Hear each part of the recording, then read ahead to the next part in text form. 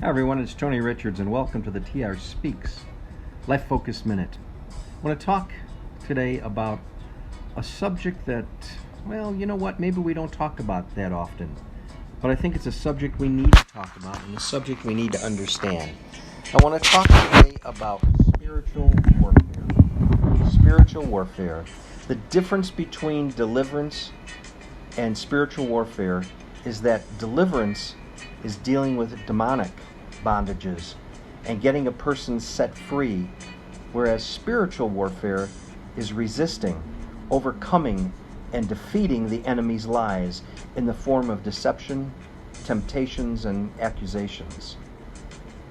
You see, deliverance involves the breaking up of legal grounds, the tearing down of strongholds, offensive spiritual warfare, and the casting out of demons.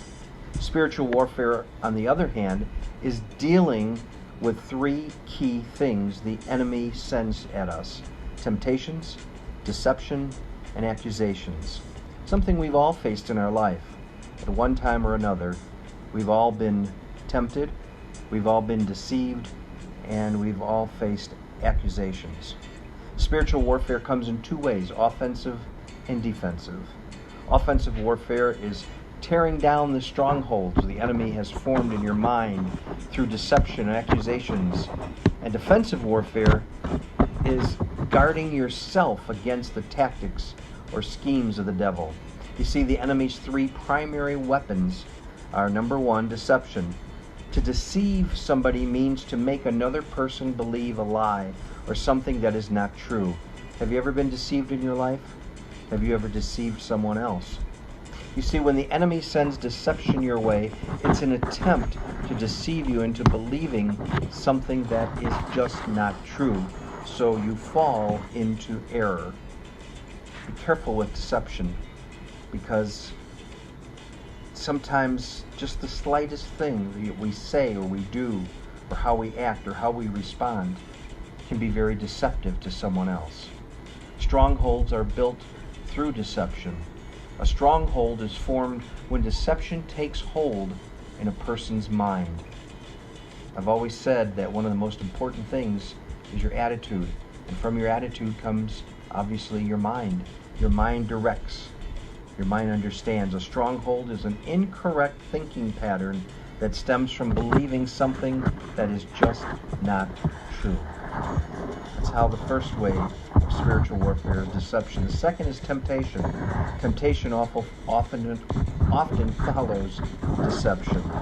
When the enemy tempts you, he's showing you the worm. But behind that worm is a hook.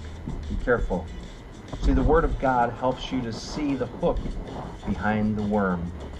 Be careful so you're not tempted into things that just aren't right, that aren't moral, that aren't ethical, that aren't legal.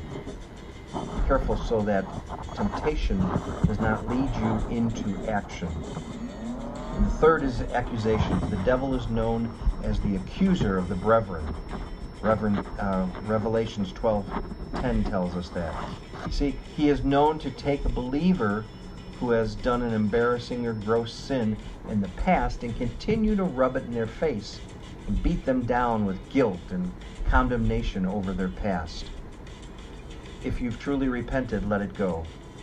Since strongholds are built upon lies that we have been fed, the way we tear down strongholds is by feeding the truth, the Word of God, which is the opposite of what the enemy has been feeding us.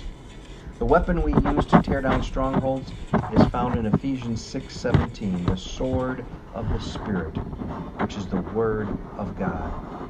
A sword is an offensive weapon and is meant to tear down and kill the enemy's troops. Now, there's some good spiritual warfare books if you want to know more about it.